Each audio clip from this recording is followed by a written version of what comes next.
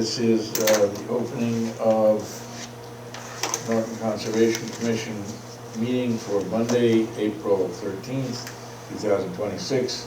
It is now 6:32.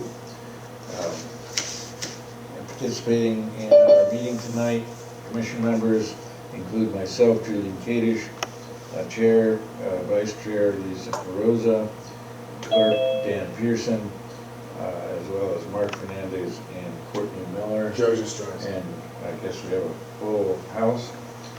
Joe Carvalho is here as well. And then we have John Thomas, our director here. First item on the agenda is minutes of Monday, March 23rd. A fairly voluminous set of minutes. We had, oh, wait a second. I may have the wrong minute. No, that's right, the March 23rd. 23rd, yep. March 23rd. Hmm? Oh, I abstained. Okay, that's right. I abstained the last It's time Gordon. because I wasn't on the prior meeting. But we had a full house on the 23rd, and we have one now. Any comments about those minutes? I didn't see anything when I went through. I don't know if anybody else found anything. Nothing for me. They looked mostly okay. Mostly? Oh, well, I mean, it's such a minor point. There's a sentence where it said, I think in 1051, it said John wanted to make sure that it complied with the stormwater something or other. And we want to see if the commission is comfortable. But we might have said whether the commission agrees or if the commission is comfortable with the blah, blah, blah, blah, blah. You mean 1091, Dan? Oh, maybe it's 1091. The Norton High School project? I believe so. Wait a minute, I'll have to pull this up. Now, let's see. On page 6? On page 6, which leads to 7?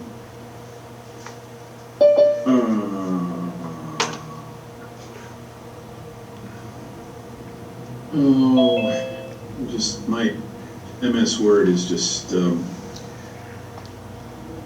starting here.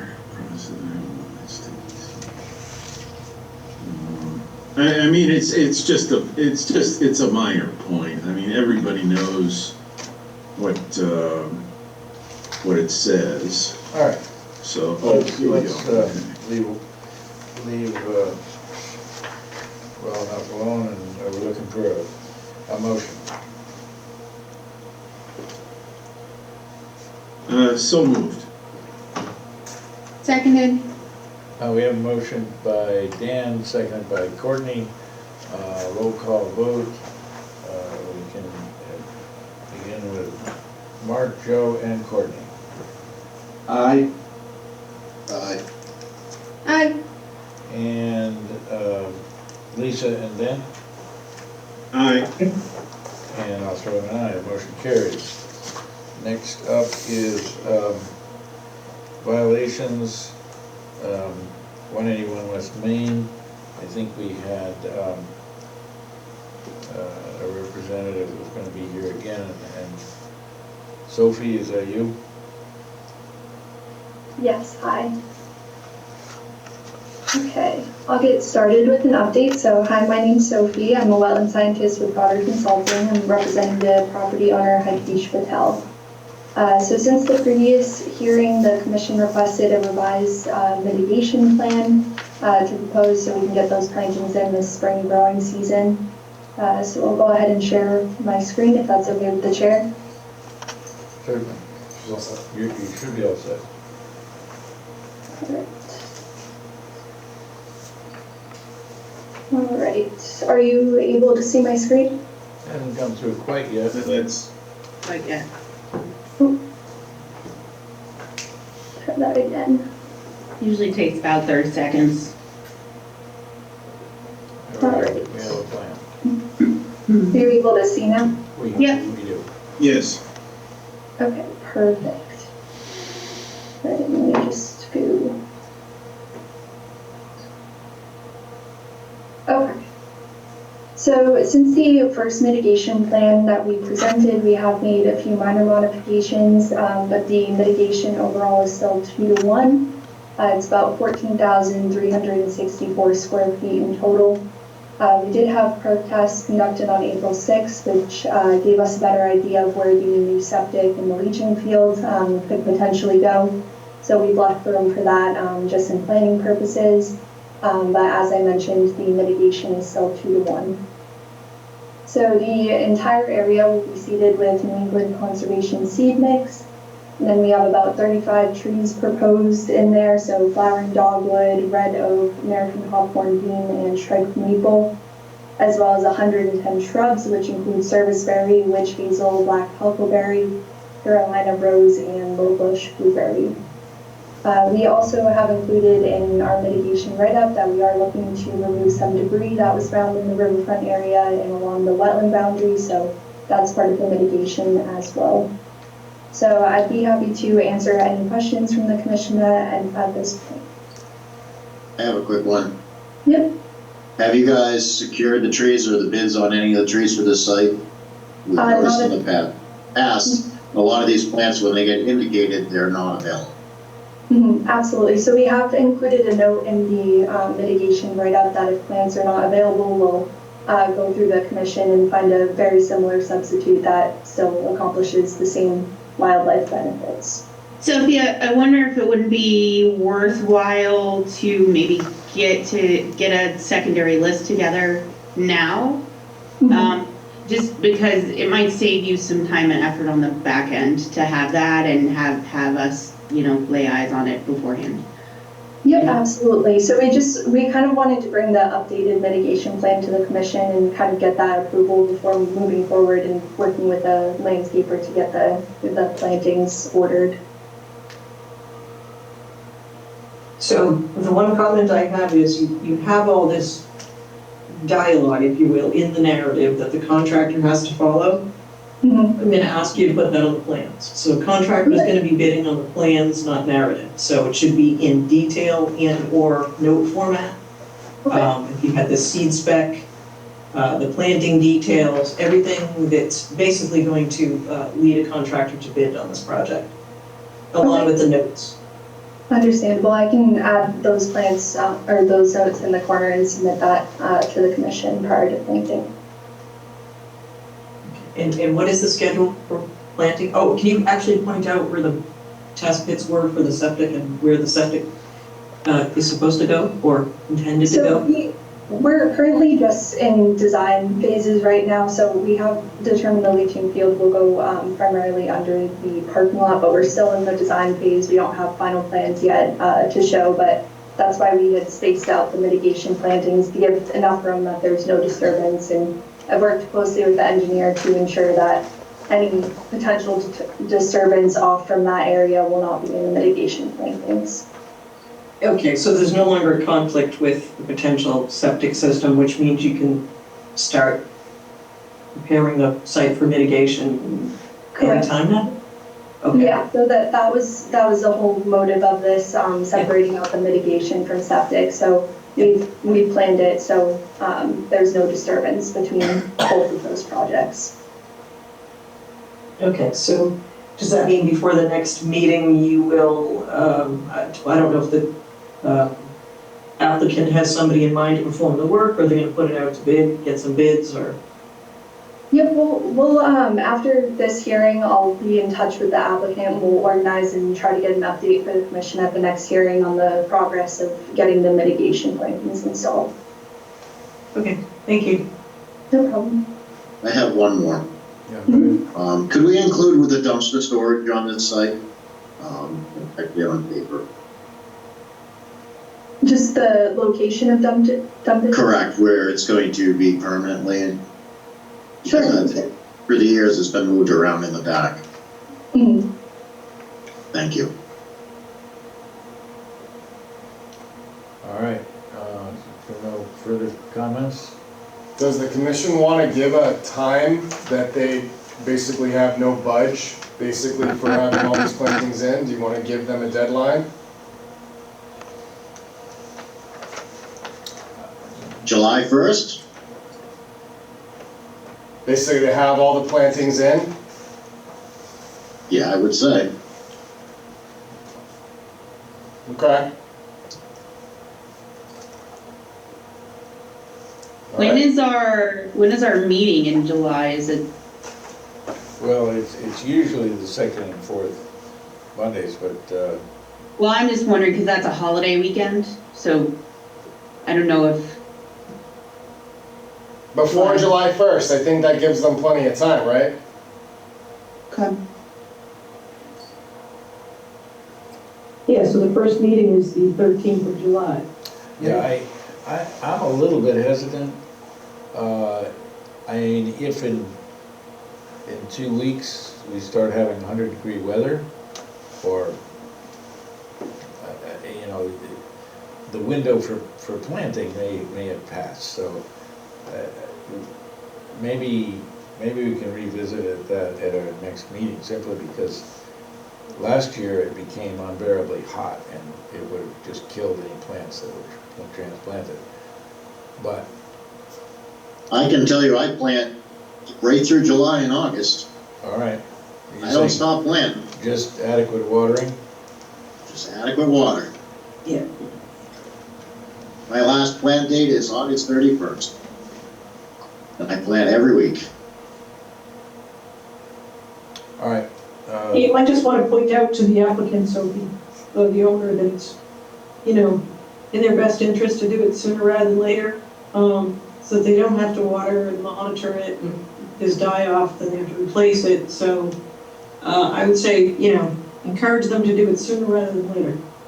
Yes, that's the goal, and we have included that in our mitigation plan that we're aiming for before May 31st, but obviously dependent on weather and timing of the plantings, but that's the suggestion to them, of course.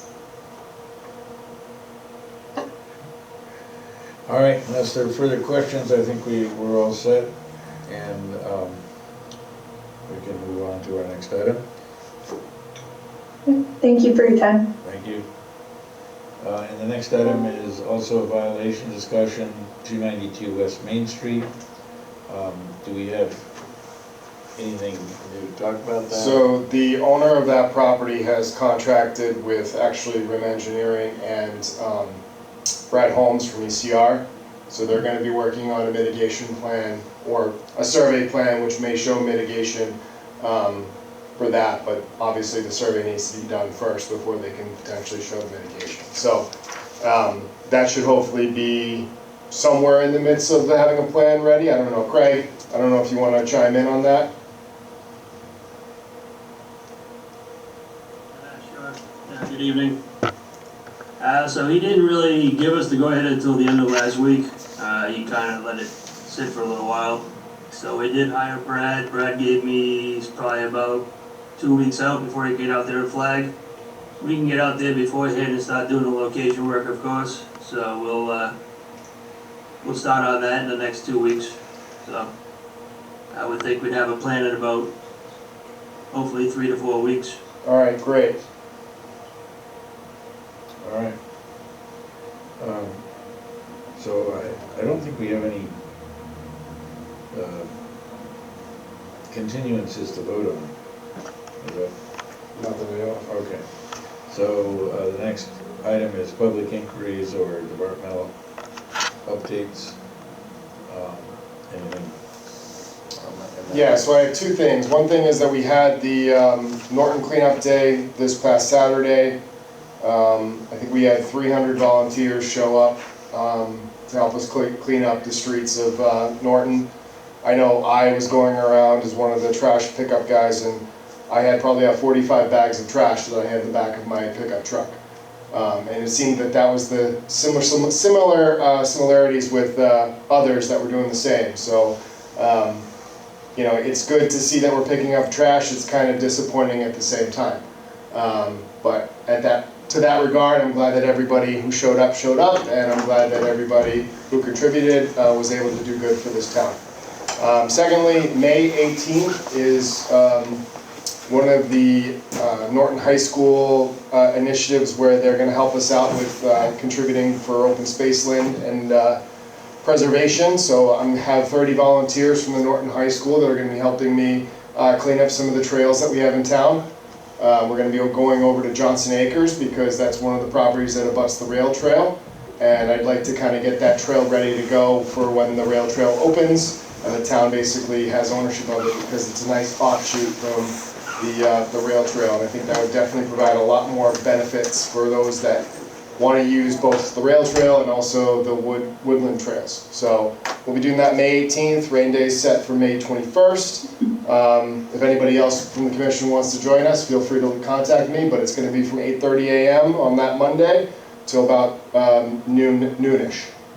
So, but that's all. John, if we participated in the cleanup day, I did mark some locations for stuff that we weren't able to move ourselves. Is that something that we would send to you? What's that? Say again?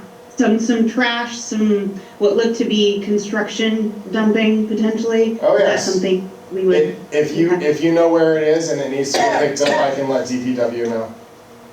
Okay, no problem. I'll send you an email. All right, thank you. All right.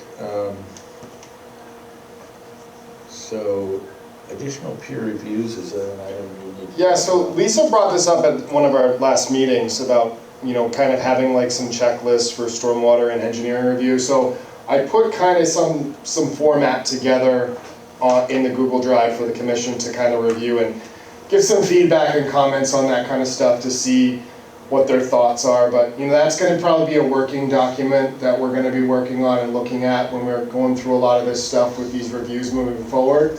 I'm also going to pass it along to some of the engineers, but if there's anything else that you guys think we should add or kind of put in there, you know, for kind of the review processes, you know, I'm more than open to taking into suggestions. But it's just kind of a something that I put together to see, kind of get some feedback from you all to see kind of where you stand. All right.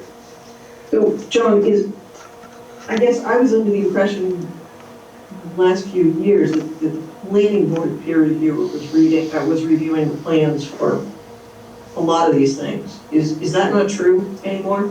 So just so the commission understands also, the planning board director just gave his notice today. So I just want to let you all know that. So moving forward, I don't know what direction the planning board's going to have. So it's probably in our best interest for us to kind of be a little bit more, I guess, informative and a little bit more of the understanding. I don't know who the next planning board director is going to be. But Paul was pretty good at knowing a lot of the stuff and seemed to know kind of what he needed to get. So I'm interested to see how the transition works. But I think that's kind of a good guide for us to kind of hang our hat on. But if there's anything that you guys think that we should probably move forward and kind of ask for in addition, you know, obviously planning board regulations and things are not our purview, but we can kind of try to maybe have a meeting with the planning board and also the Conservation Commission to kind of set up kind of some boundaries and some kind of standards we want to put in place. I think maybe that's our next step too. So that way the board is understanding of kind of where we stand from a stormwater perspective and also for land development perspective. But those are just some suggestions I have. I think it would be good, by the way. Yeah, I mean, for years, we did not want to have the applicant expend money with two peer reviews. We Exactly. understood that, right? We didn't want to have them pay a review under the planning board and a review under the Concom. So we tried to streamline that and hire one engineering company that would look at it comprehensively. And I mean, I could be wrong, but it seems like the ones that we've had peer reviewed are purely just stormwater and nothing else, but I don't know that for sure. And my thought was, well, maybe the planning board's consultant is reviewing the rest of these things, I don't know. But I guess it would maybe helpful, moving forward to know if it has been peer reviewed by the planning board, so that we know which pieces of it we need to have reviewed, right? We're not duplicating efforts, and if the engineering consultant for the planning board is looking at grading and drainage in the wetlands, in the buffer zone and in our jurisdiction, that's great. But if they're not, I think it's something that we need to add to our peer review scope. Yeah, majority of the time, what I ask when I ask our peer reviewer who's looking at stormwater, I ask him to also look at the provisions of the Wetlands Protection Act and the Stormwater Handbook, and provide us, how it meets the performance standards, and not just the 10 standards for that, but also our local bylaw, and then also the provisions of the Wetland Protection Act. So, I mean, if you think that, for instance, we need to look at other potential engineers, moving forward, we can do that. It's just that, for instance, what I've noticed is that the engineering reviews from larger firms that I've noticed take a little bit longer for them to get us a response.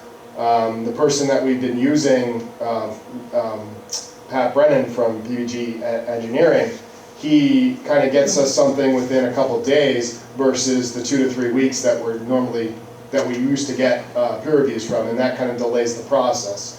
So, I mean, I can reach out and see if there's anyone else that can get us the results within a couple days versus weeks.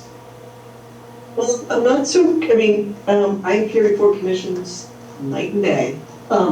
It's not so much timing, the timing's at the whim of the peer reviewer. My big concern is that projects are falling through the crack in this town. So is an engineering company looking at the grading, looking at the curve radii, looking at the, everything from a civil engineering perspective, is that happening through the planning board process right now? Granted, that's not in our purview, but the grading is, for instance. So who's minding the store?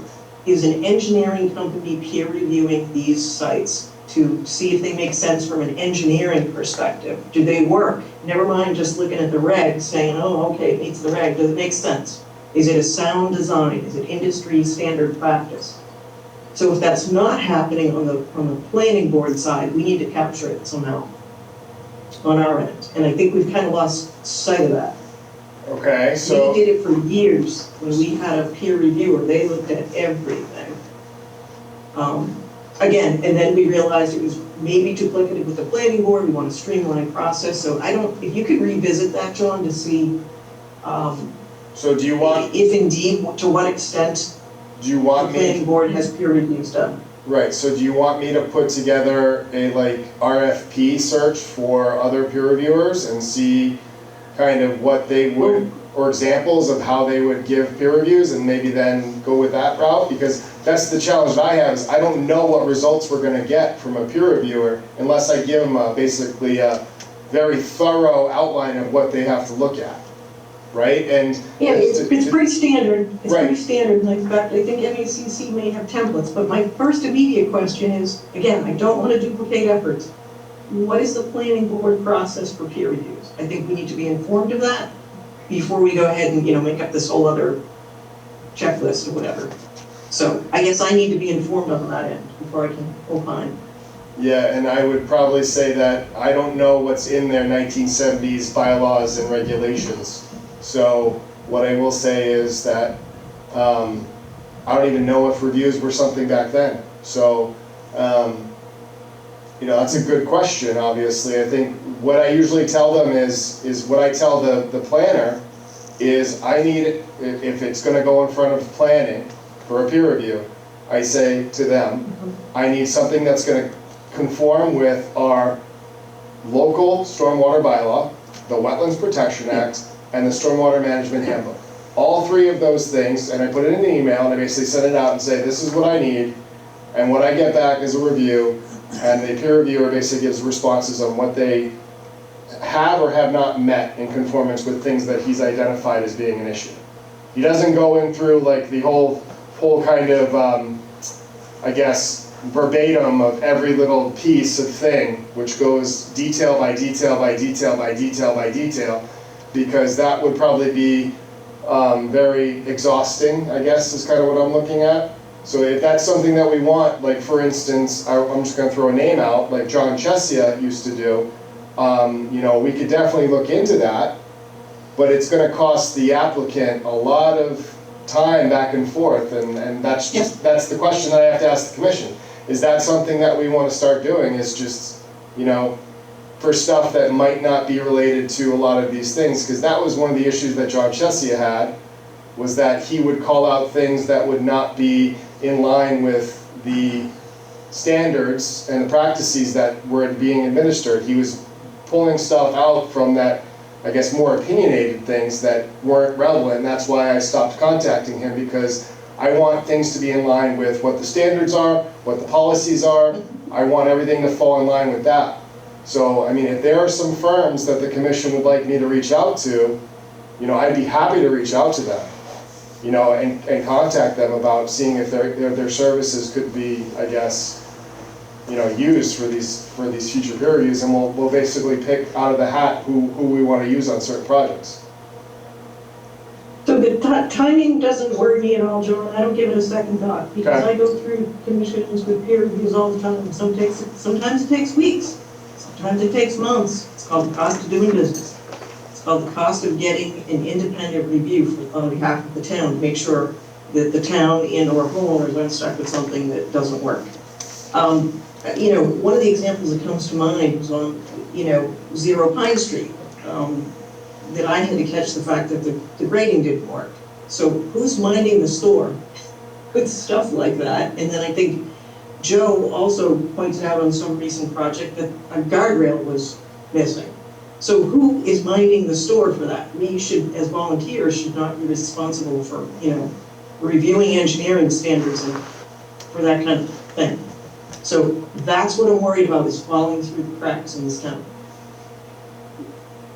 So, I mean, this is just the beginning of the discussion, but I really think we need a full-blown peer review. And again, time doesn't matter if we want what's in the best interest of this town to get an independent review.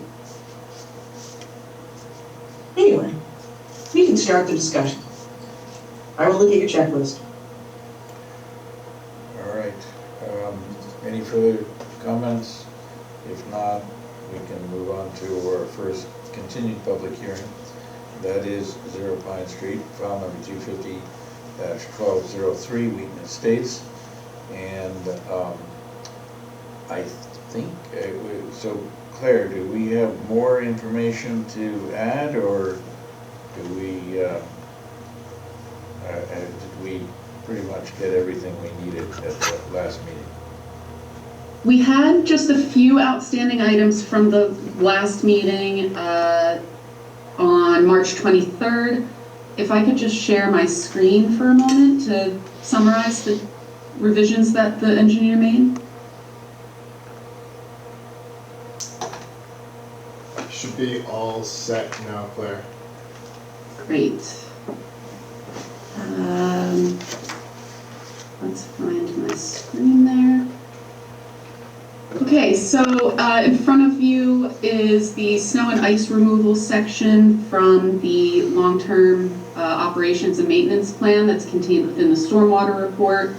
The engineer reworded that since our conversation to be much more specific to the HOA,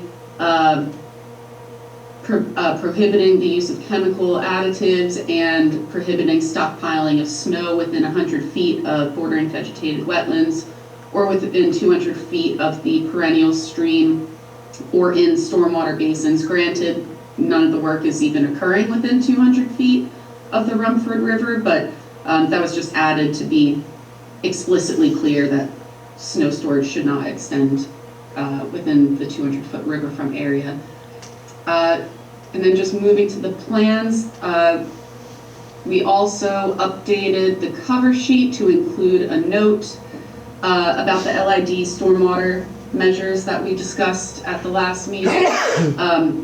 since it's not really feasible for the project as a whole at this point, we incorporated the comment that we were discussing at the last meeting for each individual lot, all 21 of them, to incorporate some form of LID stormwater features. And we chose to offer a few options, just in that each house lot might be different. You know, they might have different soil conditions or water table conditions that might not work well for the roof infiltration systems or the rain gardens or the mulched vegetative depressions. So we wanted to offer some options. So when the commission sees the 10 lots come back for notices of intent, and then when the applicant's going for any of the lots outside of buffer zones that don't require individual NOIs to the building department, they'll have plans incorporating LID measures if the lot can support it. And we're open to that being incorporated as a special condition in the order of conditions as well, so it's not only on the plan, but also reiterated in the order of conditions. The final plan revision, I'm just scrolling down to sheet E1 here. Again, just to reiterate the snow storage notes from the long-term operation plan, and sort of summarize it more clearly. So those are really the only edits or revisions to the plan, are those two locations. We provided that to John Thomas to review before finalizing and submitting to the Conservation Commission's portal. The Planning Board also has this set of plans, and I believe they voted to approve their review of this project at their most recent meeting. I don't believe it was last week, it may have been the prior week. So this is sort of the latest and greatest plan set. And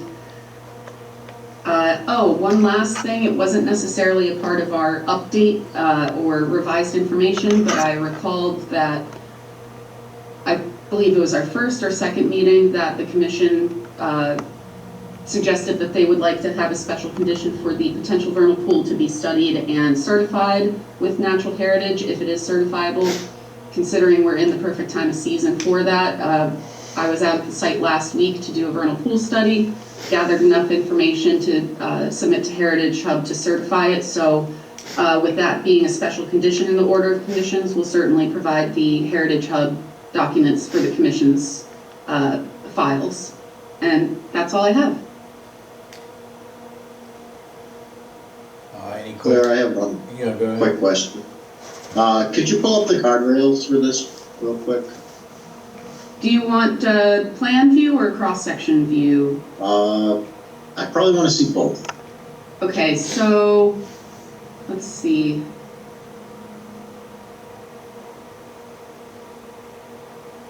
So here's our cross-section view of the wetland crossing. I'll just zoom in a little bit. So we have the timber post guardrail on each side of the crossing. Is there any engineering to go with this? I'm sorry? Is there any other engineering? Do these meet the MASH standards? They should. And again, this was all peer reviewed as well under the planning board in accordance with the planning board's regulations, state regulations, and the DEP stormwater management standards as well. So I presume that incorporated the engineer's review of the timber guardrails. So it leads us back to the question, to what degree was this project peer reviewed by the planning board? Well, it sounds like, Claire, it was reviewed by an outside consultant, independent consultant? Yes, that's right. And we've submitted the responses from Zenith to the consultant's comments to the commission's portal. John Thomas, can you help me out? You said his name just a bit ago. Brennan? Pat Brennan, yes. Pat Brennan. He didn't. Right, he was just looking at stormwater, right? Not grading and guardrails? I could not answer the guardrail question, but certainly he was looking at grading in support of the stormwater review as well. I have a question for you, Claire. So if we condition that these meet the MASH standards in our order of conditions, would this be a problem? No. Thank you. Further questions or comments from the commission? And if not, anyone in the meeting have a question on this project, which includes participants here in the Winnicott room? And you can either, well, we have a hand up. The computer labeled Andrew and Debbie Deitch. You want to ask your question? Yeah. Can you stop me from moving that? No, they can't. I don't know how. I don't know if you're Sorry. still there. If you're trying to ask your question, you make sure Can you're you, not muted. am I coming through now? You Yes. Thank you. Yeah, it's Andrew and Debbie Deitch over at 87 Pine Street. We did have a question about the hooking up into the sewers, the existing sewers across the street from this project. I'm curious how that is going to happen and where that goes through and how they get it from what appears to be lower to higher. And then why can't I hook up to the sewers?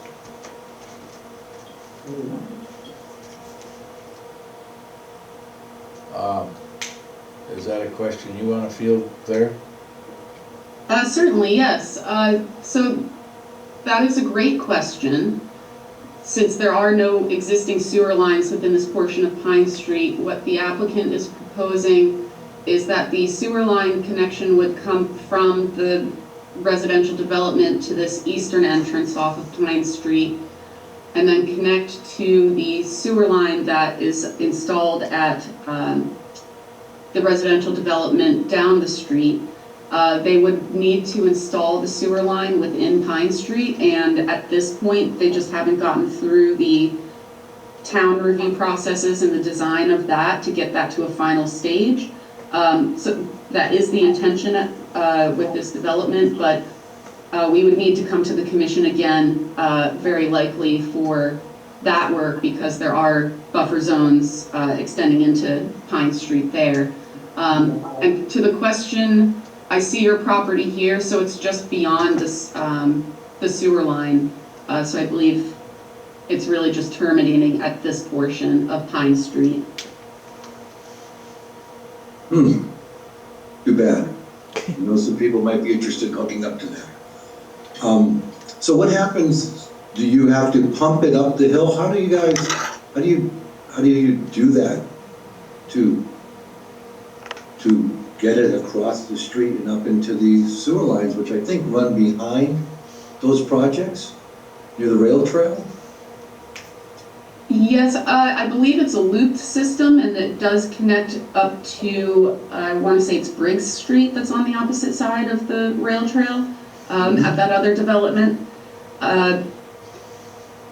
As a wetland scientist and not an engineer, this is not my wheelhouse, but I believe a pump station of some sort could be incorporated into the system in order to work with any gravity issues for directing sewer from one point to another. It's collected by gravity, and then it's pumped through a force main, so it's a little bit of both. Thank you, Lisa.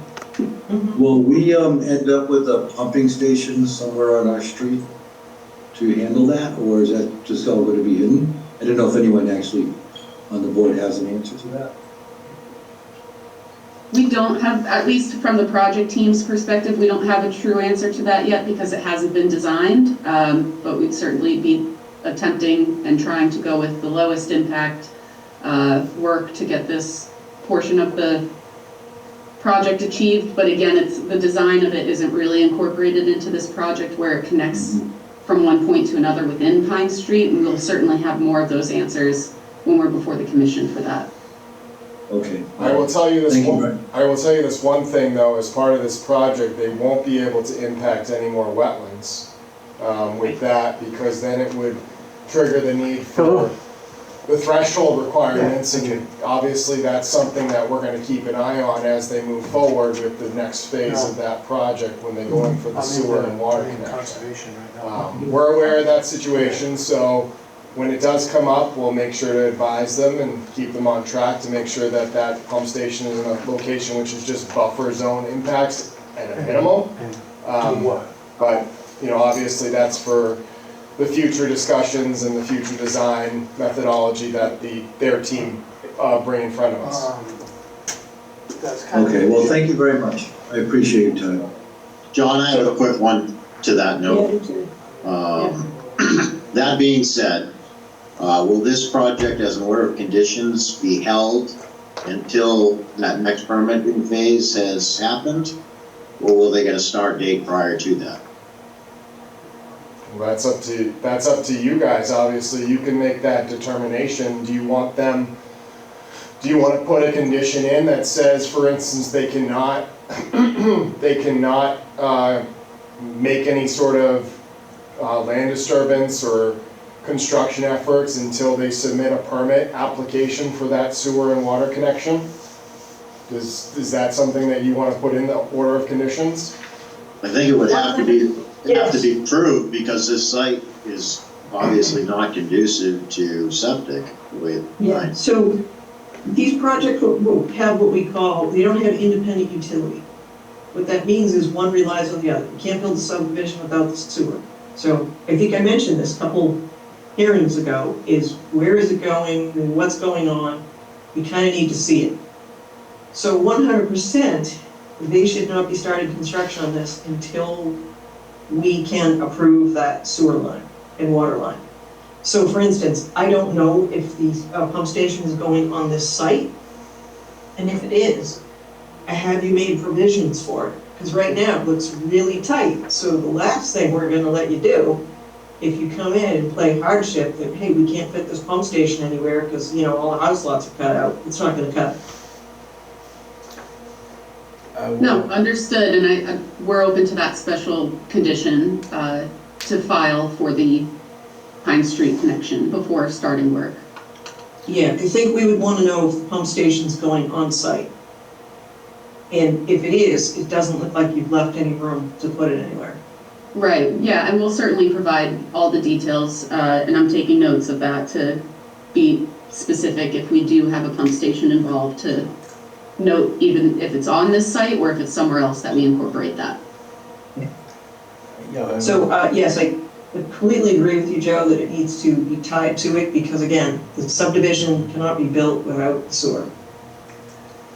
But I'm gonna just comment, I'm assuming this is going to require bank financing. And I would presume that the bank would not extend financing without a guarantee of a complete package. I mean, this part of the project just covers the roads and the stormwater system, as I understand it. Is that correct? Right, and the sewer is part of the infrastructure, which is not shown, right? Well, The sewer is shown within the property. It's just shown as an approximate connection where my cursor is here, but within the development itself, it is included. Yeah, the interlinking section has not been found out yet. but Okay. you wouldn't install the roads without the sewer being installed at the same time, would you? I mean, you wouldn't want to dig No, up. you have to put the sewer in first. Agreed. Yeah, you would never. Agreed, so, I mean, the whole, before anybody breaks ground here, presumably, all the pieces would have to be in place. Is that a fair statement? Julian, we've seen in town before where that's not happened. So, I mean, we have foundation poured in town here where houses never should have been built, and there's just foundations in the woods. So, I Yeah, think there's no this is a harm in hard, tying it together. hard issue. Well, the difficulty is, I mean, this is not part of the Wetlands Protection Act. I mean, are we going to extend to covering all of these things? Certainly it is. It's gonna be within the buffer zone. Claire just told us that. It's gonna be in Pine Street, in our jurisdiction. So they're gonna have to come in with a separate order, notice of intent, which DEP does not like to see two notices of intent for one project. Or they're gonna have to amend this order. So it's certainly within our jurisdiction. They're not gonna be able to amend the order because, for instance, Pine Street is not part of this project. The landowner for Pine Street is not the applicant, so it's the town. So technically, the limit of work has changed, so they're gonna have to come in with a brand-new application for that work specifically, because it's gonna be the applicant's gonna be the developer, and the landowner's gonna be the town. But John, it still has to be tied back to the 5,000. Right, So it's they're gonna, file- it's gonna have to get tied, this is, it's gonna have to get tied to the 5,000 threshold regardless. Yeah. So that's why I said we just need to keep an eye on this one, make sure that they don't go over the 5,000, Yeah. which they're very close to. So for instance, where they're gonna site any sort of potential pumping station or any grading or anything associated, any access or preparations that they're doing, they can't alter wetlands. It's just, they basically have locked themselves in, and they just need to make sure they work with what they're given here. If they want to facilitate the construction of this project, they basically need to do it outside any sort of wetland impacts. Even HDD is, I would say, don't do it.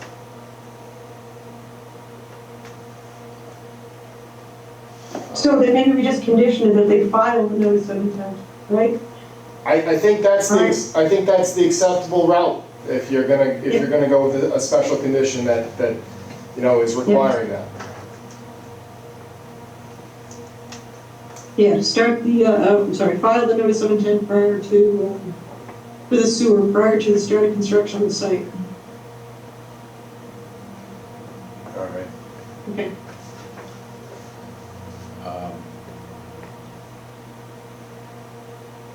So, Andrew and Debbie, you still have a new question? Yeah, I just have a quick question. This is Debbie. We have a note here that Lisa brought this up weeks ago, and I just wonder how something this important comes off the agenda, or is not on the agenda. No, it's been on the agenda. John has it. I guess I was just articulating. So maybe it's not the agenda that's published, right? We haven't heard it talked about for a little while. Yeah, not every subject matter, I guess, is, what's on the agenda is just the project. And John keeps meticulous notes on what he has to keep track of and when to go and, to put in this order. So that's part of it. Okay, a couple weeks ago, at the last meeting, I really felt like, John, you were talking about, this is almost a done deal, we felt like when we walked out of there. No, I It seems like- didn't mean that it was a done deal. I said that they've made a lot of progress towards getting to a place where they can get this project in order for getting an actual order of conditions. And that is the next phase, is that as part of this project coming through the commission, my board issues an order of conditions, which sometimes has special conditions. Now, my understanding from the last meeting is that I guess things got a little back and forth with my members and also the engineer. So obviously they had a lot of questions and things, so that all stirred up a lot of requirements from their team to kind of provide to my board for the surety that this work meets all the standards and everything of that nature. Now obviously when everything gets done is that this order gets drafted up, which I draft and I provide to the commission, and then they basically give me insight as to kind of what sort of conditions they're looking for on certain projects.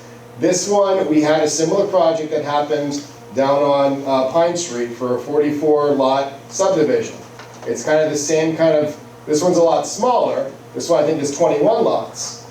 But for instance, a lot of the information is, it's kind of, it's the same kind of footprint for what they're looking to do. They're looking to construct a road, put in the infrastructure, and then put in the houses after they construct the road. That's what's going on over at Germain and Lloyd Circle right now. That's what they're doing. They're finalizing the construction over there. This will have similar kind of similarities moving forward. It's probably going to take them at least 2-3 years to get this all fully built out. But for instance, I think they're moving forward in a positive way where they could potentially get an order of conditions, and that's why I drafted up an order of conditions for my board tonight, because I think we're at a point where the board may have some finite things this evening, later on after we have this meeting, to kind of give me insight as to what they would like in that order as we're basically, whether they want to close this tonight or not. It's up to them. Can you just tell me, thank you, John, can you just tell me what close this tonight means? Close this tonight. Sorry, guys.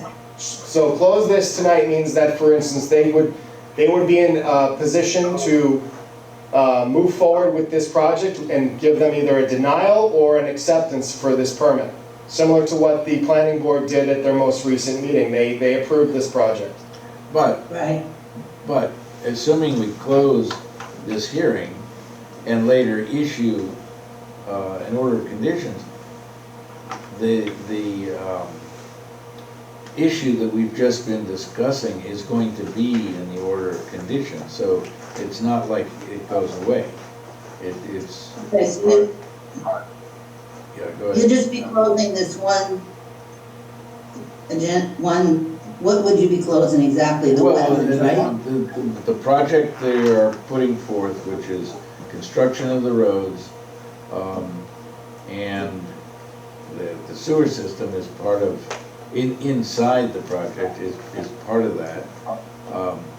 But before they can go forward, they're going to have to address whether or not they actually will be able to put the connection that they're proposing into So that would be place. a condition? I'm sorry, that would be a condition? Well, I think we were talking about the notice of intent has to be filed for that prior to beginning construction. And so then, do they just have to file it, or does it have to be resolved? I'm sorry, Well, I'm just curious. If they're going to file a notice of intent, they have to have a lot of progress toward that. You see. I see. Well, thank you very much for explaining that. Okay, so unless there are further questions, I think we've addressed all the issues that can be addressed at this time. Anyone else have any comments or questions, either on Zoom or in the room? So if not, we are now faced with close or continue.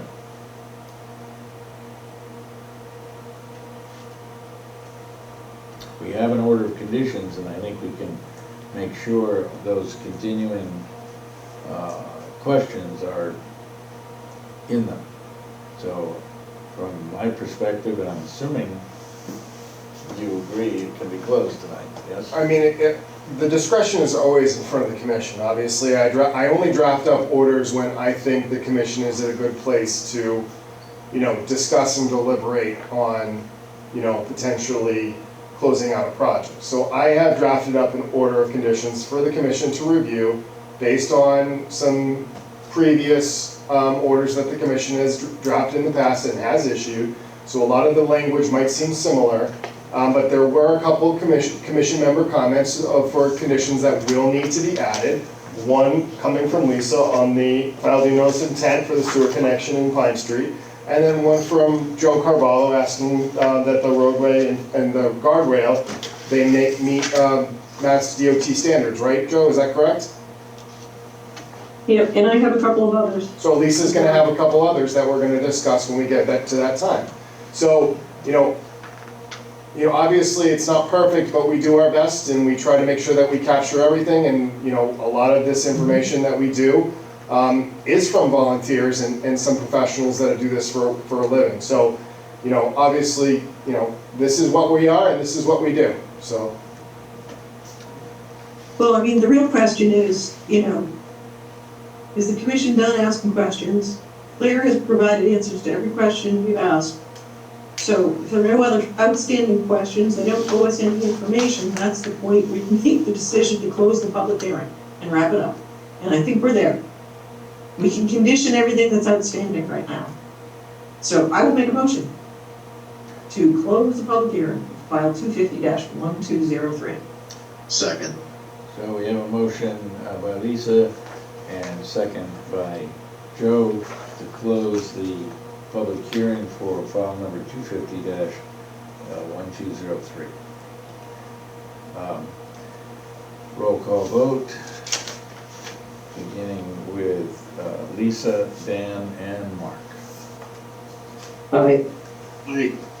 Aye. And continuing with Joe and Courtney, Aye. Aye. and I'll throw in an aye, so the motion carries. We will be deliberating over the order of conditions later in the meeting. Next item on the agenda is file number 250-1204, 89 North Washington Street, ANRAD. And I don't know if we have any further discussion on this, or we just continued it because there were more than 21 days. So we continued it because Ken Thompson was going out there to do some surveys of the vernal pools. And I actually went out there to take a look at them too, the potential vernal pools. And Frank, are you on the call? Yes, All right, so Ken Thompson from 5 Wetlands was out there and he did some surveys, correct? correct, yes. And when I was out there, all I found was wood frog egg masses in the certified vernal pool. And I didn't find more than 5 when I went out there, and I basically took my waders and my dip net, and I was trying to find all sorts of things, and I didn't seem to find anything, but Ken gave a final report, right, of his findings, is that correct? He did, and I submitted it to the commission. And he found, there are two spots that he flagged out as potential vernal pools. Right. And he used a series PVP2 and PVP3.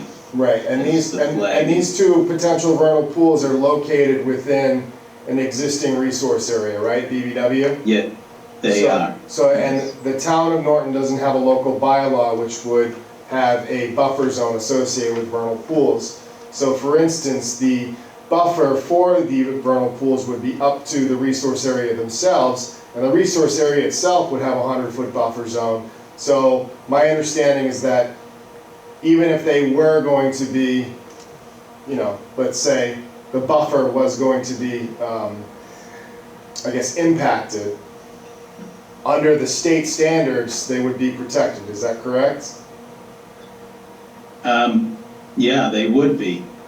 They're both within the BVW, so if you throw a 100-foot buffer around the BVW, you'd actually exceed that same buffer around the vernal pools. So they don't stand alone someplace on the site, they're both within the BVW. Right, so they're within their own resource area. So for instance, my question to you is that, there are other towns and other communities that you worked in, and a lot of these other communities have local bylaws which have buffer zones associated with them, right?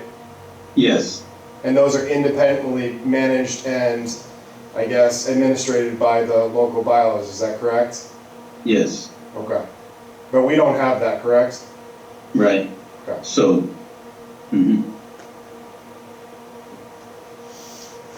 So John, there's one CVP, Yes. right? Is one certified? Or Yeah, just- that's the one that's on town property, that's on Johnson Acres. yeah, Okay. Mhm. Does that have, which flag series is that? Well, it has, Is that the 4.2 through 4.5? Yes. Let me just see. That is, Okay. that is VP 4 That's dash right, 2 through yes. VP 4-5. So I guess when it comes to it, when we look at the issuing the ORAD, we should identify the CVP number for that. Okay. In the ORAD. I will add Yeah. that to that. Okay. So the other 2 did not meet the criteria then, John? That's correct. That's when I did my analysis and 2 site visits out there, I didn't find anything that would meet the Okay. criteria. Okay, so we can discuss that when we get to the ORAD. Okay. Thank you. all right, so that was the only outstanding discussions then for this? Oh, Yeah, everything else, the flags, I didn't really want to change any of them. I don't know what the landowner plans. Is it Michael Peterson? He owns the property, right? Yes. Okay. Yes. I remember yes. talking to him a couple of years ago. He had an idea, but obviously nothing came out of that. So obviously the first step is to get the MRAD, right? Correct, and then I think we're gonna sit with the planning board and present a few things to them on preliminary plans, and then get some direction from them as to which way we should go. I mean, I'm tending toward an open space type development, and if we were to do that, we'd, I don't even know, well, we would wind up having some work within the buffer zone to these wetlands, but we put most of these wetland areas in an open space lot, so. I would be open to that too, just because, for instance, we own the adjacent property, which is already Right. preserved in open space. So that would just add a lot more open space preservation and continuity. So if that is something that you could move forward and, get feedback from the planning board, I would be open to having a discussion as well. Yeah, and I think we'll probably be back to you within a few months. Okay. On some kind of a, definitive plan. Right, well, that's besides the point. So I guess this is just for the NRAD, so. Yeah. Yeah, so for the purposes of this presentation, we have everything dealt with. And so we can go ahead and close, but before I do that, any questions from anyone in the meeting about this ANRAD, which is basically an evaluation of the wetlands and their associated buffers on the site or adjacent to the site. So if no one has their hand up on the Zoom meeting and no one here is interested in a question, so we can potentially consider a motion to close. I'll make that motion. Close public hearing for file 250-1204. Second. So we have a motion by Lisa, seconded by Joe, to close the public hearing for file 250-1204. And starting with Mark, Joe, and Courtney, how do you vote? Aye.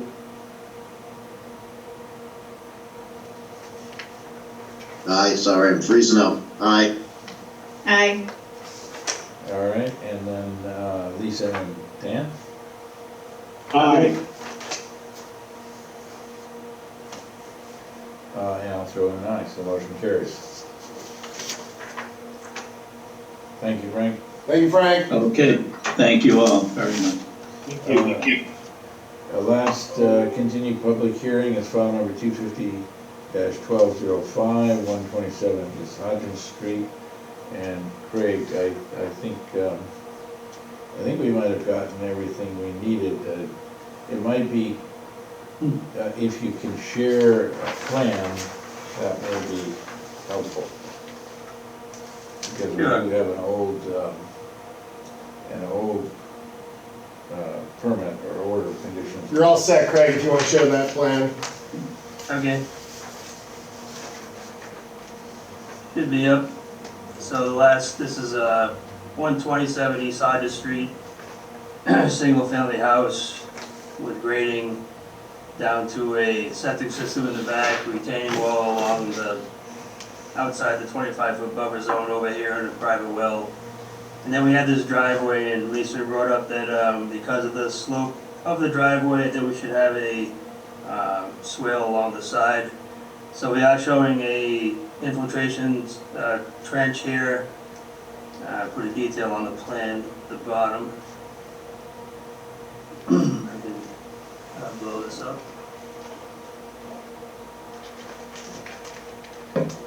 Run along the edge of the driveway, sloping from the east to the west, so it comes off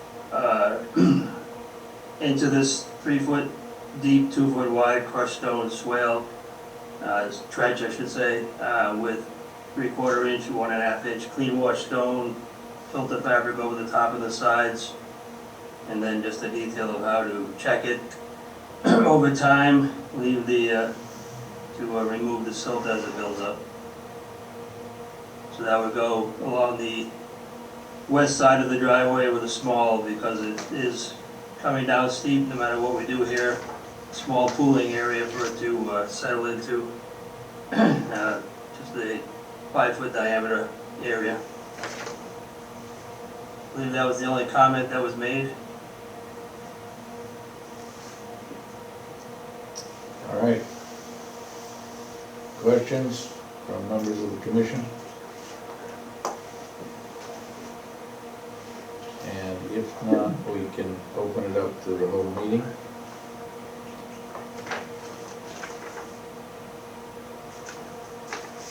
And, I got one thing. yeah, please identify Hey, yourself. Craig, it's Chris Polk. I own the property. I was saying, okay. Hey, did you change the front grading on that driveway on that plan? As I mentioned in the email, we did our design, sorry, I could reshare. You had mentioned that there was a drop from the top of concrete of the foundation for the house to the garage. So top of concrete's at 102, as we had to get over groundwater, and the garage floor is at 100.5, so we are down 1.5 feet lower than the main house. Oh, yeah, so you did change the grading. I just wanted to make sure. I just can't see it from as far back in the room as I am. Okay. All right, so you're all set with that? Yeah, we're good. Yeah. So if there are no further questions, I think we're all set for a motion to close.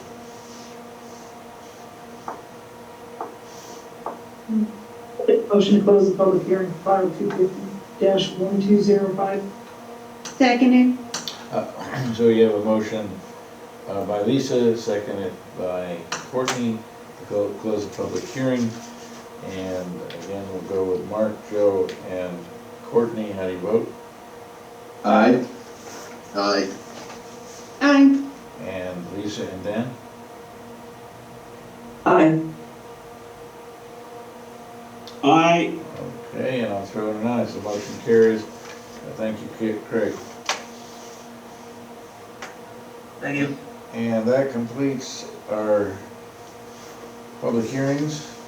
And we're now going to move on to we have certificates for compliance and then later orders of conditions. And we just did 127 East Hodges Street, the new hearing. We have an old permit, file number 250-1113.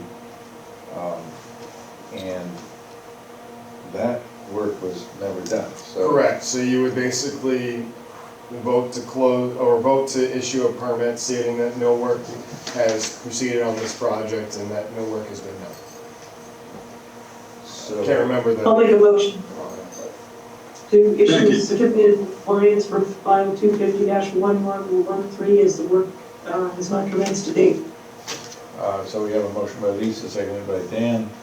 And again, Mark, Joe, and Courtney, how do you vote? Aye.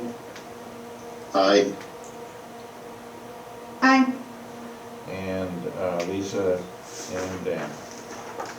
Aye. All right, and I'll throw in an aye, so that closes file 250-1113. And now we have, I guess, a discussion about the rail trail. Yeah, well, we actually received all of the closeout deliverables today. Well, the final piece that I was missing, I received today. All right, and does that mean you're comfortable issuing a complete certificate of No. compliance? Okay. No. So for instance, for this one, obviously, the wetland mitigation is gonna take a little bit more time. They haven't met their 2-year window. So, it's up to the commission on how they wanna proceed. whether they be willing, it's basically up to you guys, whether you'd be willing to give a partial certificate. I received all the SWIPs from their team. It's quite a big package of materials. I think there was like 100, 150 SWIPs that I received, so a lot of stuff to go through. But I did receive an affidavit from the DPW director today, stating that he and his team are going to take on complete ownership of the management of the O&M for the rail trail moving forward. And let's see, what else was I missing? Those are the two lingering items that I remember, asking for from Mass DOT and the town. So the last piece would be that, for instance, we need to get that final monitoring and mitigation report, which they will be providing us in December of 2026, because that's what their final report said. I know that there were some invasive species they needed to take a look at, so I'd be interested to see kind of how that works in the spring. But that's the only thing I think that's hanging them up for getting a real full COC for this from an administrative side. But obviously I'll leave it up to the commission to discuss. Well, procedurally, in the past, we've issued a partial when there's been a certain portion not complete, and the portion to be completed has been generally bonded. Right. I'm assuming we're not in exactly that situation here, so how would we word a partial certificate? So what the beta group is looking for a partial certificate releasing them from further? No, so for instance, obviously the contractor is still responsible for getting all the information for the wetland mitigation that they obviously owe the commission for impacting the resource areas. So they still need to prove to the commission that that work has been completed and it meets all the standards with wetland mitigation criteria. But we won't have that final report until December 2026. So the question obviously is, I've received everything from the transition from where the town is going to take on ownership of the operation and maintenance of the rail trail. That was one of the conditions within, I think it was condition number 27. Received all the electronic versions of the SWIP. So they've met all those conditions for closeout except for the mitigation criteria. So the question, I think we just. I have a couple of comments. okay, I walk that trail every day. They have not. They're gonna have to go back and revisit a few things. So Okay. one is the prevalence and it's so that in the notice of intent, and this is ironic, because I was cleaning out a shelf in my living room that was probably 13 years old. And lo and behold, I came across the notice of intent for this project. Blew my mind. There's an entire section on invasive species management and eradication. Did they do it? I don't think so, because this ragweed out there between North Washington and Cobb Street that's 3 feet high, that's as deep as the side slope, the side area, especially near the farm, the horse farm. I don't think they did any eradication. Now, that's one. Two, we have a drainage problem. John, when's the last time you walked out there? I was out there last Thursday. Yeah, okay, so, did you, at mile point 0.5, it's right at the sign that says, enter in Mansfield. Did you notice that the entire surface of the rail trail is wet? So, it has been wet since the winter. It is a safety hazard. So I can tell you exactly what happened. There's an equalizer pipe that they put in further down into Mansfield. It's not draining anything. They missed the low point. It happens. Okay. What that's left with Norton is the shoulder narrows up drastically in one area. Okay, so what's happening is the water's building up, and it's just sheet flowing across the trail.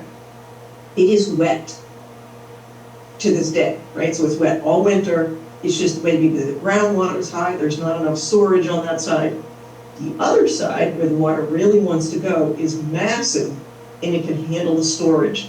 They need to put a pipe under, they need to get the water from one side to the next, so it doesn't constantly overtop. It's iced, it was wet yesterday, so there's this, I took pictures of it. So it's a flaw in the drainage design, and it needs to be fixed, because we are gonna be stuck with it from a liability perspective with ice on this damn thing for months. And it's wet all the time. Lisa, So it's the low point. It was the area I'm thinking of. I think I noticed it last summer as well. I cycle quite a bit and use the rail trail on the way back, and I noticed it constantly wet, despite there not having been rain in many days, so. Right. Would agree So with that. they missed a low point, coupled with the fact that it gets constrained because there's ledge on that side. They just need to get the water from one side to the other, and they're gonna have to put a pipe in. I don't know whether they're gonna have to sleeve it, jack it, because we don't really want to seam in it, but I would suggest that Beta get out there and do a walk to look at the area. It's at mile point, I think I said 0.5, half mile point. All right, so And that's right in Norton. I'm Yay. assuming It's right on the line. you're suggesting that we table this until that particular Yeah. item is addressed. Yeah. Yeah, that and the invasive species it's obnoxious. And the fact that they had an entire dissertation in their notice of intent about how to handle invasive species, yet they ignored it when they did the punch list is beyond me. They have work to do. So I am not willing to even issue a partial at this point until, and John, there's also a couple other things that I want to go over that the town's gonna inherit. Yeah. And maybe Friday morning or something, I can meet you out there. Yeah, I mean, that works. I mean, also, I guess the question is, I mean, my biggest thing is if there's anything that the commission has concerns with or issues, could you please put it in writing to me? Like, and that way I can basically say that my members have specifically said X, Y, and Z. That way it's not coming from me, because to be honest with you, I don't think they're listening to me, so that's what I'm gonna say, okay? Well, you know, if we're paying for this, we don't want to be stuck with liability and have water on the rail trail in this one section. It's not supposed to have water on it. So Understood. it needs to be fixed. Understood.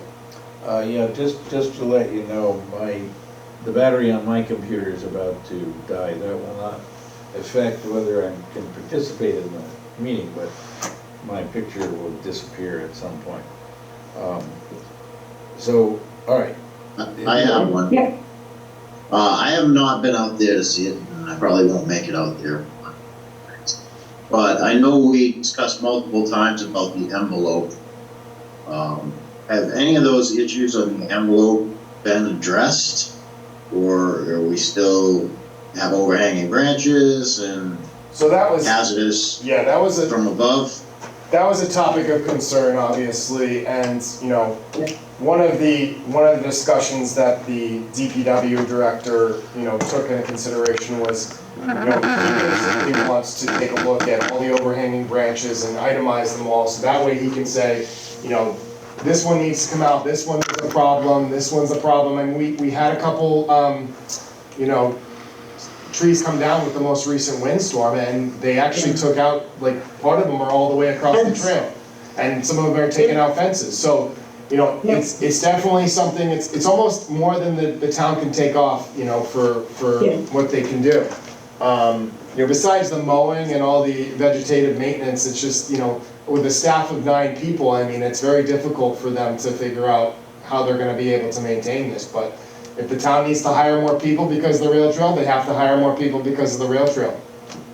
It's just. My concern is, before we approve it and accept it, if the envelope was to extend to these areas, it should have been delivered at that, as a deliverable, correct? It most certainly should have, yes. Yeah. I mean, typically, the last rail trail I did, it went to the extent of the cleared way. Here, it just seemed to go to the extent of the pavement. Now, I get it, you don't wanna overdo it, but there's a lot of overhanging branches. It's every time the wind blows, there's something down. So I would wanna know what what was on the original notice of intent, Lynn? I swear I asked this question with Matt Shute of Beta, like, what's your clearance envelope? But I personally just don't think it went far enough, but anyway. I don't know what the original notice said on that, I don't have the plans. And I can't recall from the original notice of intent either, but I can definitely take a look to see. All right, so, Okay. but it sounds like, do we need a motion to table? No, I mean, there's no need for a motion or anything, No. it's kind of. No motion. You have a list of the issues to I be mean, fed I back. have 4 things right now, but then I think Lisa has a couple more that she wants to share with me. So I think, part of the thing is that if we have that punch list of things, we can say that you need to meet X, Y, and Z for the commission to, and obviously all this stuff is in our jurisdiction. That's where I have to basically say that these are actually items within our jurisdiction. This is just not the rail trail in the uplands. This is in our jurisdiction. So and that's where I basically am gonna have to inform the town of what's needed. So. All right, so we're all set with that. I have a question, just real quick, just looking at the O&M. It says if inspection indicates the need for major repairs of structural surfaces, the inspector should contact Mansfield or Norton Department of Public Works. What triggers inspection? That's a good question. What triggers inspection? Because it's not, I didn't see any other context there that it would be, X amount of time or when it occurs, but that was just something that sort of occurred to me, that it says, if inspection does this, then we'll do this, but what triggers the inspection in the first place? I would think that if someone had a concern or if someone gave a call, that would trigger the need for an inspection. Typically, when someone calls my office and they say that I have an issue with X, or someone's doing X or someone's doing that, it triggers me to immediately prioritize having an inspection, because public safety and hazard is part of the job. So I would think Yeah, but I would think for this rail trail, John, somebody, to Courtney's point, would be walking it, every week or two, maybe every 2 weeks, just to see, all right, is there any hazards, any imminent hazards? So We need to start marking trees and limbs, but. right. So one of the things that I suggested to the rail trail team, which I'm not part of, by the way, is that I suggested putting together a memorandum on how often you're going to inspect and maintain the rail trail. Are you going to be bi-weekly, or are you going to be bi-weekly? And how often are you going to be cleaning up all the trash, and how often are you going to be doing X, Y, and Z? So I took just so we have a side note, my father, he helped build the rail trail that goes from Holliston to Medway, and he had some of that work and stuff like that. So I took some of the language from that report that they put together and basically implemented, some strategies towards and put position in front of the town, but I seem to have, it's fallen flat. So unfortunately, I don't know. But anyway, my point is that I'm hoping that, for instance, when I talk to the new DPW director, he'll be more understanding of what needs to get done. And that way, for instance, we can have a better understanding what needs to get done moving forward. So that way, it's a place for people that can be safe, and that there's no hazards when people are out there walking their dogs or with their children, things of that nature. And obviously that's not my purview, but that's just the courtesy for open space that I'm basically trying to advocate for. And then the other question that I had is, questions or concerns regarding maintenance activities may be addressed to Mansfield Department of Public Works, Norton Department of Public Works, or the Mansfield, Foxborough, Norton Wastewater District. I feel like an average person is not going to know who's responsible for what piece where to be able to, I feel like that's a little bit of a dissolution of responsibility in a way, because the average person walking out there isn't going to go, oh, I have a concern, this is in Mansfield, I'm gonna call the Mansfield department. Like, I just feel, how do you delineate between like who's responsible for which piece? Yeah, one of the Pretty good, much everybody knows what town they're in on the Yeah. trail. The sewer division, the sewer consortium that you're referencing, it's because it shares a sewer line. So, there's a sewer there, so like if I saw something, like if I saw a manhole cover that became dislodged, you know, they're holding it down, I would know to call the Mansfield, the town's sewer department versus the DPW for a bridge. I think that's the distinction they were trying to make, is because it's, the space is used by two entities, right? It's got a sewer easement. But I walk that every day, I think people pretty much know what town there is, because it's signed, right? When you get into Mansfield, there's a sign there. there's a sign that says you're now in Norton, and there's a sign that says you're now in Mansfield. Yeah. I know for a fact because the DPW director was out with me during my site walk last week, but he does intend to put more signs out there advocating who to contact and things of that nature. So my understanding is that's going to be implemented, they just haven't put those signs up yet. Okay. Well, John, is there any chance of, instead of adding yet another sign, can they put it in that shadow box? the Yeah, box? so we're trying to get keys for that shadow box, so that way we can get that. Okay. Okay. All right, so All right. you have your. So moving on from the rail trail. So we do have 3 sets of orders. Item 1 is Wheaton Estates, 0 Pine Street, file number 250-1203. And there's a lot of yellow. Pages 1, 2, 5, and 6 have conditions specific to this project.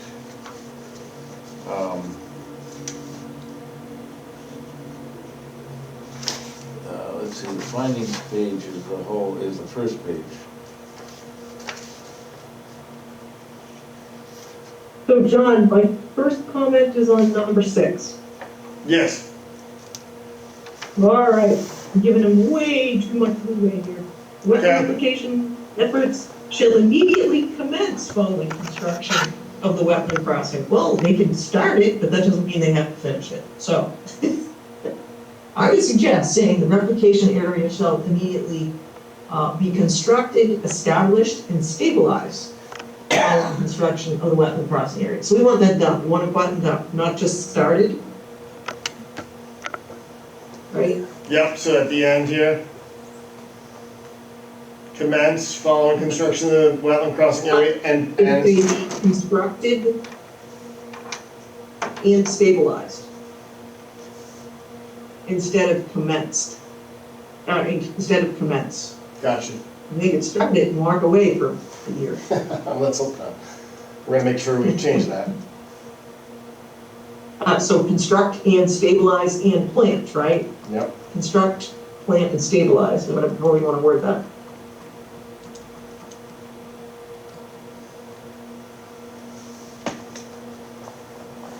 Okay. The other thing, and you'd have to help me here, Claire did a fantastic job adding notes to the plan, and I saw one on the front cover that was about wetlands. Yes. There was one about lid. There was one about the vernal pool. Yep. And there's one about snow storage. So I'm seeing 4 things that need to be added if they're Yeah. not here already. They're not. So you wanna add all 4 of Okay. those? Please. Okay. So one was about the wetland, I have the plans in front of me. Do you have the plans, John? I do. Give me 1 Let second. me see if I can open them at the same time. Hold on. 327.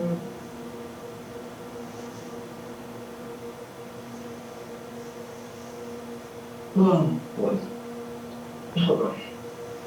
Oh, okay, yes, so it's wetland, it's relative to when they have to come back to us about the wetlands permitting for individual lots. Yes. So the first one is any lot within which any work is proposed within 100 feet of wetland resource area within 200 feet of the bank or perennial stream or river must file a notice of intent with the Norton Concom.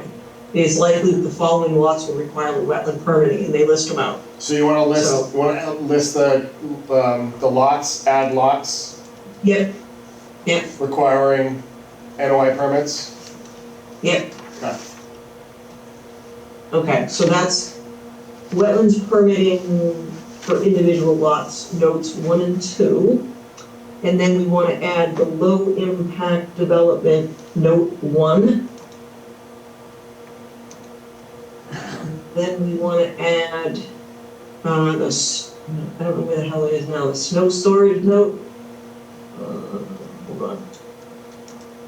I know it's there. Now, this is in findings, though, is that where you wanted to? No, I'm gonna put it, sorry, we're not gonna put it in findings, we're gonna put it in conditions. 1 second. It was the snow storage note, I think it was at, it was at the back of the O&M, must have been, right?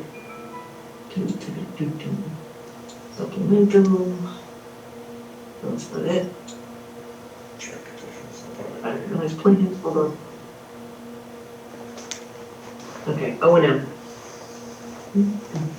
Okay, so, the O&M is section 5. Item 5, I guess, if you wanna just reference that. And we wanna add that the vernal pool, documentation be provided to us. And I assume they're gonna certify it, right? They're gonna send it in for certification? Yes. Okay, so snow storage, lid, and then Joe had a comment about the, guardrail. I think that was it. Yeah, Joe had, well, you had the sewer connection too, don't forget that one. Oh, Jesus, sewer connection, of course. Yeah. Sewer and the MASH standards. Yeah, but the sewer, So, the sewer goes So- in A, in that long list under A. Yeah, I'm gonna add that though, yeah. 1A. Let me yeah, just don't add- rearrange them, we just wanna get them down. So, the notice of intent, is it sewer and water or just sewer, John? We're gonna make sure it's sewer and water, because they're both gonna pump, they're gonna have to do them both at the same time. Roadway and. Joe, what was it specifically? So I'm just saying the notice of intent for water and sewer that will service the subdivision should be, It's gonna be here, prior to commencement of any, yeah, so I'm just gonna. put it okay. here.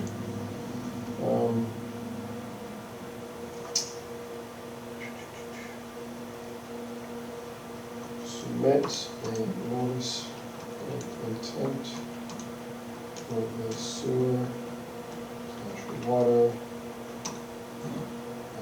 utility project within Pine Street associated with Wheaton Estates. Okay.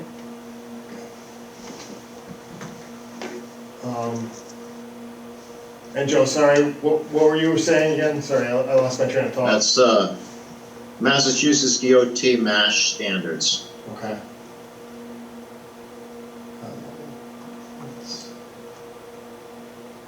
So it's just the guardrail detail must be based on, per, I'm gonna say roadway and guardrail. And guardrail specifications? well, it's just the guardrail, not the road. Oh, We it's would want a not? road to be designed to MassDOT standards. Well, yeah, that's You don't want right. rough Sorry, whoops. That would be bad. Yeah, you'd have a runway out there. We would not want that. We would not be able to do that. Guardrail meets Mass DOT standards. Okay, so I have little snippets here for everything. Let me just make sure I got everything. So you're basically saying wetland replication efforts shall immediately be constructed, planned, and stabilized following construction of the roadway? And, oh, maybe this should say also in prior to any other earth disturbance. Right. All replication efforts shall immediately be constructed But when are we asking for the wetland replication to be done? After the roadway's constructed? They have to build the road to get to the replication? Binder course? Do we want to say binder course? No, well, do they need to build the road to put the replication in? I can't remember. They're gonna have to build part of the road, I would think, right? Or at least start it. So they have to cross it to get to the replication area? Well, if I remember correctly, Well, let me see if I can open the plans.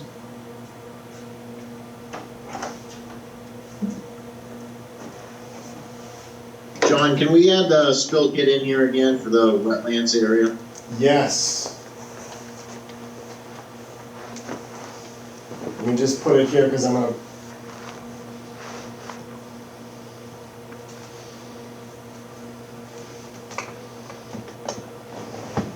What do you want? You said you wanted to take out heavy machinery, right? I do. Okay. If we can just refer back to that other order. Yeah. Verbiage in it. I'm gonna put that one in there.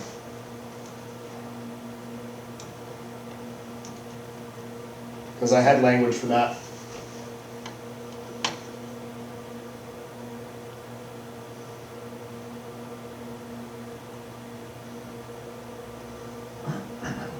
I'm just trying to figure out, don't think,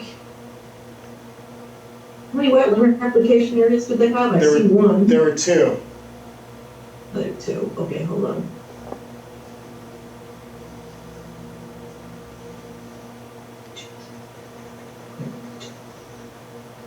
I'm trying to find the right plan sheet, hold on.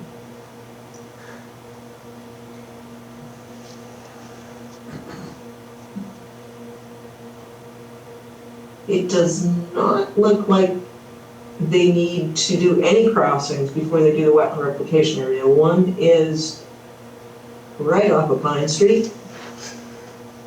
The other one is off of the next cul-de-sac over. So I do not think they have to make a crossing. So do we should. Do you want a condition? We should probably. Prior to the wetland crossing? Yes. Okay.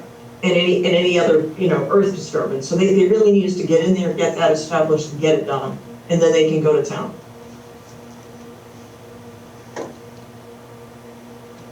Yeah, wetland crossings, or actually any further earth disturbance, and any other earth disturbance.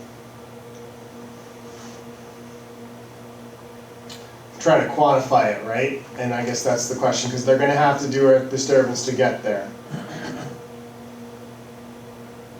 Because they can't. Right, beyond accessing it and mobilizing to do it. But they can't start clearing and grubbing anywhere else. I think that's the language. There you go. Because you can't do anything unless you clear and grub. Right. Okay. So, does condition number 6 look okay then?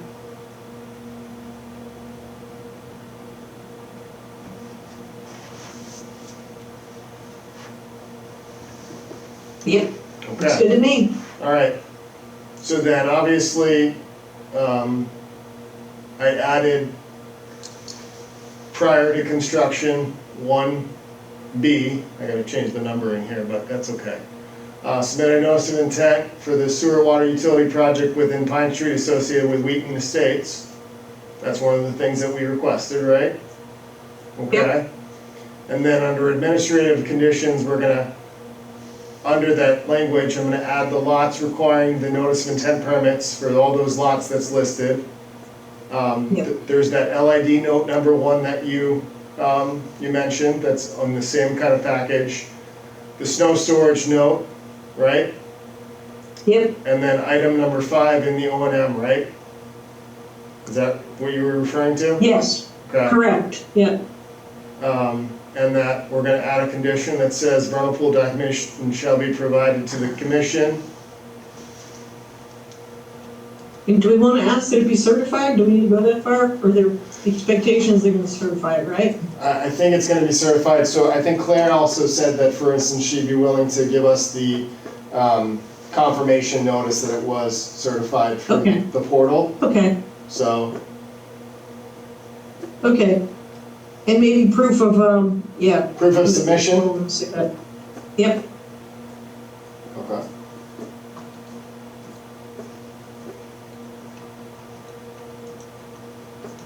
I can't remember what it's called, but I will definitely get the right language in there. okay, And the guardrail meets the Mass DOT standards. That was one thing Joe commented on. And he also wants me to put language in there for the spill kit for vehicles, similar to what we did for Zero East Hodges. So is there anything else with this conditions? I guess these special conditions that I've listed in here that anyone has any concerns or questions with regards to? John, was there something about perpetuity, and weren't we gonna do something with deed restrictions too here? Yes, so, if I'm not mistaken, let me see where I put it in here, it's somewhere in here. It's quite a bit.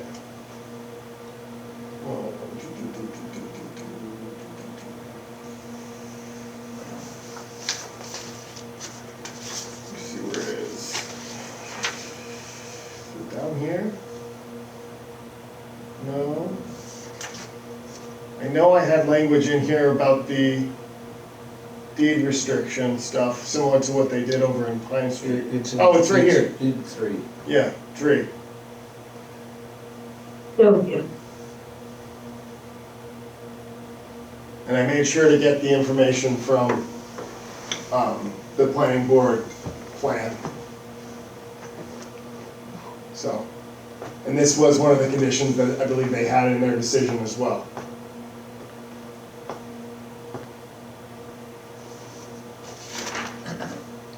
All right, and then is there anything in the post-construction list? I mean, it's all pretty standard in the post-construction.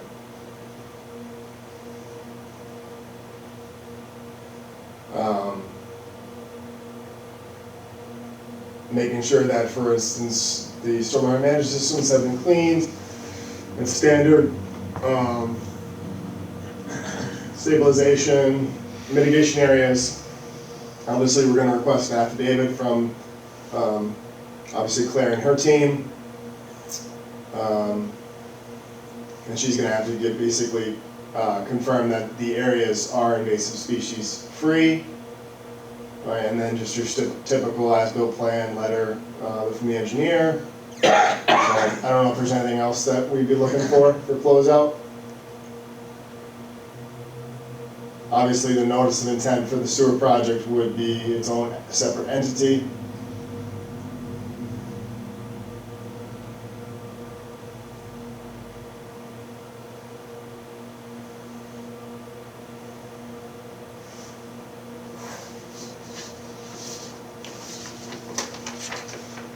So that, John, on that notice of intent being a separate entity,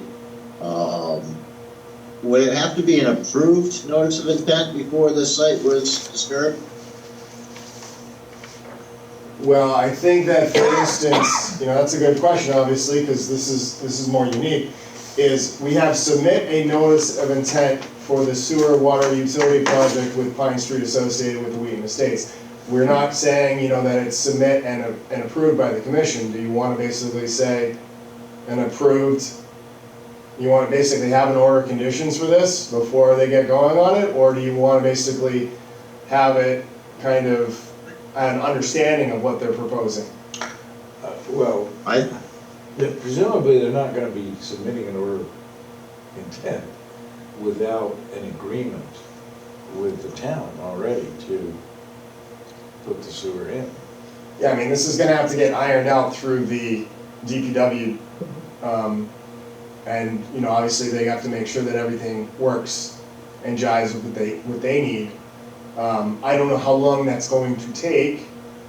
They could easily submit a permit to the commission I just don't know what the timeline would be for actually facilitating completion, right?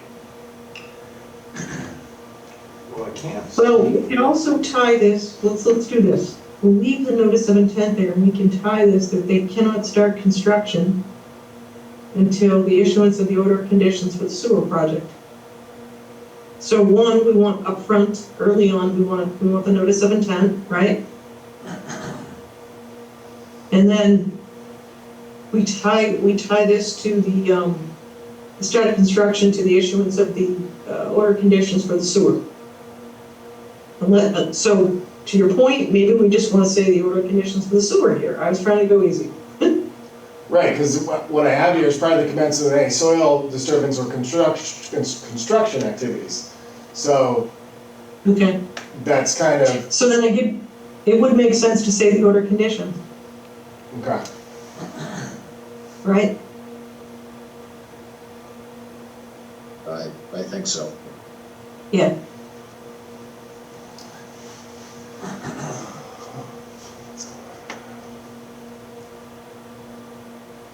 Let's go. But we'll have the orders. We don't say provide a copy, No, we just it's- say order of conditions. It's acting up right now, I don't know what's going on. Okay. So I would just say order of conditions for Yeah. the water and sewer utility work within Pine Street. Very delayed. Well, I was gonna say that they should provide us a, what is it, registry stamped order of conditions, because then it would have been recorded. Recorded version, right? Yeah, I mean, we're gonna be issuing it, so. Yeah. I wanna basically say that has to be issued by the commission. Okay. That will definitely scream issuance.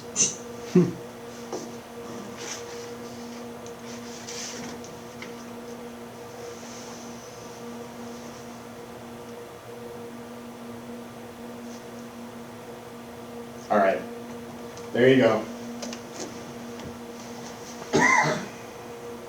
Okay.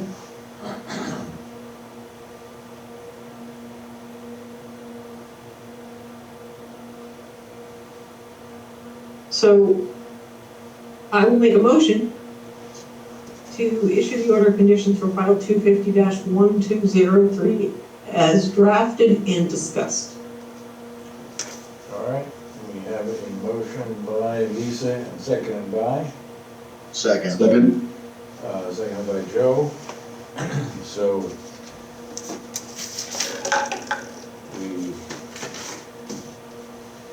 Mark, Joe, and Courtney, how do you vote? Aye. Aye. Aye. And Lisa and Dan? Aye. Aye. And I'll throw in an aye. Motion carries.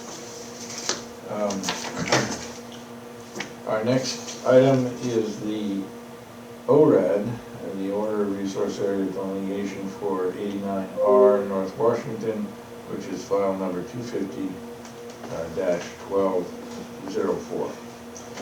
And that has been amended to include the certified vernal pool number for the A under vernal pools.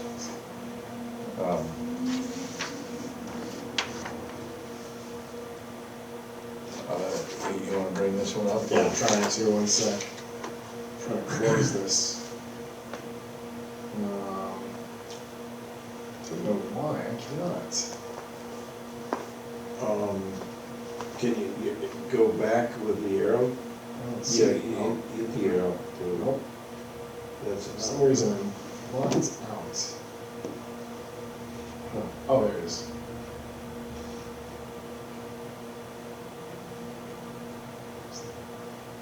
All right, now you can go Yep. back with an arrow. Let's see. Go to the upper arrow number. This one, where is it? There it is. Okay. ORAD. Okay, awesome.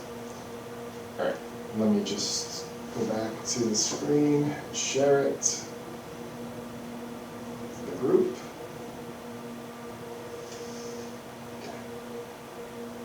So what I need to do is I need to add, Yeah, I gotta add I don't know it off the top of my head. I emailed it to the applicant, I just don't have it off my, It's 2156, Jim. 2156? Yep. And then I wanted to, oops, what's going on there? 2156. I wanted to get the potential vernal pools if they were listed, but I don't recall if they are or not off the top of my head. There's only one on Mass Mapper. Why just shut, oh no, here we go. There's only one PVP on Mass Mapper, Right, and it's number. 7 something, right? No, it's 218. 218. Yeah, how come there's only one? I don't know. Oh, Maybe Natural Heritage isn't doing as many inspections as they used to. okay, so it's basically due northeast of the other one. I don't know where the second one was. I'm gonna look back and see if it's this one or this one. But we'll make sure that it's corrected. Just gonna highlight it. Yeah, it was just 218, yeah, you don't know if it's 218. So I would just clean up a couple things. Number 2 says potential vernal pools exist on the site. I would just scratch that whole thing so that we capture it under B, Okay. right? Yeah, that's fine. Okay. My next question or clarification is which wetland series to this, we have to now tie this to which wetland series does that certified vernal pool fall in? EF? Yeah, so that falls in, I think it's the, A. Is it on the plans? It should be on the plan. It's not the E series. I wanna say it is this series here, or it's A, it's either this one or A. But I will make a note. MVP, I'm in the plan set now. Was it in the back? No, it's on the side. It's just, if you're looking from a perspective of, Johnson Acres is to the north. Yeah. And it's the first vernal pool that you see in the middle. It's like centralized.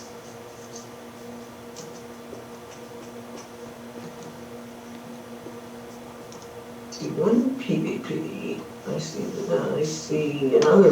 It's across the property line. Oh, is it on our property? Yeah, it's on our property. A Okay. small portion of it comes onto their property. Okay, it looks like it's, jeez, I can't even read this. Can't read the flags, hold on. I'm going blind. Okay, I see it WF30, vernal pool 4-4. Yep. Whoa, let's see, WF28. Yeah, 28 to 32. Oh, that's it, yeah. That's it. That's it, Okay. okay. Okay, I thought that was the one. okay. Right. CVP number 2156. All right. That's all I had. Okay. Anybody else have any comments? If not, we're ready for a motion to. I'll make a motion to issue the ORAD for file 250-1204. Seconded. So we have a motion by Lisa, seconded by Courtney. Mark, Joe, and Courtney, how do you vote? Aye. Aye. Aye. And Lisa and Dan, how do you vote? Aye. Aye. And I'll Seem throw to be in, freezing up. Aye. I'll throw in an aye. The motion carries. Our last item is. I lost